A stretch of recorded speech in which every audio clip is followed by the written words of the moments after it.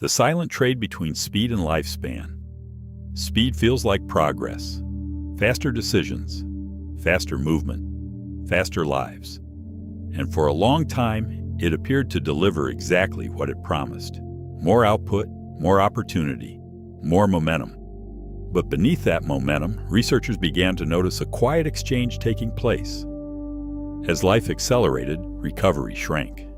As speed increased, resilience thinned. Longevity was being traded, not abruptly, but gradually. The exchange was invisible to the people making it, because the currency was not something that could be measured in real time. It was measured in years, in the slow narrowing of the body's capacity to absorb and repair, a cost that only became apparent when the account was already deeply overdrawn. To understand why this matters, we need to look at how speed reshapes biology. Speed compresses cycles. Effort overlaps effort. Stress stacks without resolution. The body adapts by staying alert longer than it was designed to. The adaptation is functional in the short term, allowing people to sustain output that would otherwise be impossible. But it borrows from systems that were designed for intermittent use, not continuous operation. In fast-moving lives, there is rarely a true endpoint. Tasks end, but attention does not. Movement stops, but anticipation remains. The nervous system stays partially engaged, preparing for what comes next. The preparation is not conscious. It is biological, a low-level activation that persists beneath awareness and prevents the full disengagement that deep recovery requires. Researchers tracking aging markers found that people living at higher speeds showed earlier signs of decline. Not dramatic illness, but reduced tolerance, slower recovery, narrower margins for error. The markers did not point to any single disease. They pointed to a general erosion of resilience, a thinning of the biological buffer that separates manageable stress from overwhelming strain. What made this pattern difficult to accept was its familiarity. Speed felt normal, necessary, rewarded. Few questioned it because slowing down appeared risky. The social and professional costs of deceleration were immediate and visible, while the biological costs of acceleration were delayed and invisible, a mismatch that consistently favored speed. But biology does not measure success the way society does. It measures completion, whether effort ends, whether repair is allowed to take over. The metric is not how much was accomplished, but whether the cycle of exertion and recovery was allowed to close. As speed increased, those signals grew faint. The body learned to operate in shortened cycles, prioritizing readiness over renewal. The readiness was efficient but expensive, consuming resources that would otherwise have been directed toward the maintenance and repair that longevity depends on.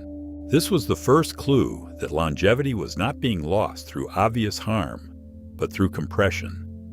Life was moving too fast for systems to fully reset. And once that compression became constant, aging began quietly accelerating in its shadow. As researchers compared fast-paced lives with slower ones, the biological differences became unmistakable. Speed did not just change behavior, it altered physiology.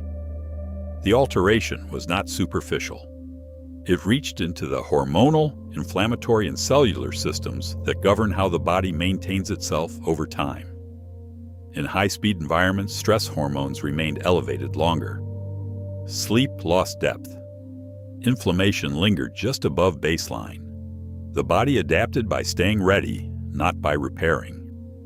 The adaptation looked like health from the outside, because the person remained functional and productive, but it was slowly consuming the reserves that health depends on. This state felt productive.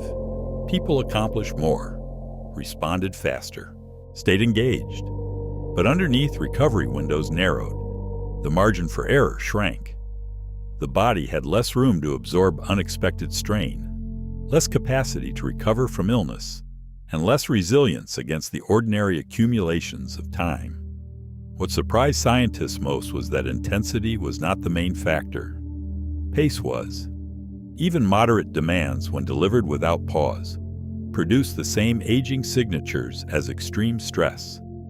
A life of modest effort with no recovery was biologically more expensive than a life of intense effort with genuine rest. The nervous system struggled to find closure. One task ended, another began. One role finished, another immediately replaced it. There was no signal that effort had truly concluded. The body waited for a cue that never arrived, and in the absence of that cue, it defaulted to continued vigilance. In slower lives, the opposite pattern appeared. Effort rose and fell.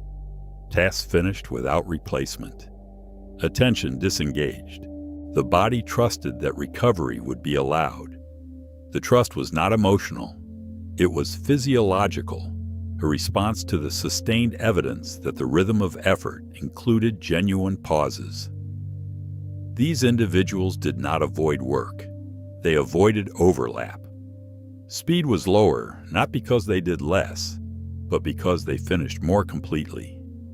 Each task was allowed to reach its natural conclusion before the next began, creating intervals of biological silence that the body used to repair, reset, and prepare for the next cycle of effort. This reframed the trait entirely. Longevity was not sacrificed for ambition. It was sacrificed for compression. Too much happening too close together for biology to resolve. And once pace became the dominant feature of life, aging began responding accordingly, shaving resilience quietly year after year. The conflict becomes clear when speed is no longer a choice, but an expectation. Modern systems reward immediacy. Delays feel dangerous. Slowing down feels like falling behind. The architecture of professional and social life is built around the assumption that responsiveness is a virtue, and that assumption has become so deeply embedded that questioning it feels like questioning competence itself. In this environment, people adapt by staying partially engaged at all times, always available, always thinking ahead. The nervous system rarely experiences full disengagement. The state of partial engagement is not rest. It is low-grade activation, sufficient to prevent recovery, but not intense enough to register as stress. Researchers observed that individuals living this way showed signs of biological compression. Stress responses overlapped, recovery signals weakened, aging markers advanced earlier than expected. The compression was systematic, affecting not one system, but many, eroding capacity across the full range of biological functions that longevity depends on. Attempts to counter this often focused on efficiency, time management, productivity tools, faster workflows. But these only increased compression. They shortened cycles further. The tools that were supposed to create more time instead consumed more recovery, because they allowed more tasks to be packed into the same interval without increasing the space between them. The body does not benefit from doing things faster if it never gets to finish. Speed without completion is biologically expensive. The expense is not dramatic. It is cumulative, paid in increments so small that no single day feels costly, but so persistent that the total compounds into something measurable. Those who resisted this pattern did not eliminate speed entirely. They created boundaries. They slowed transitions. They allowed tasks to end before the next began. The boundaries were not rigid.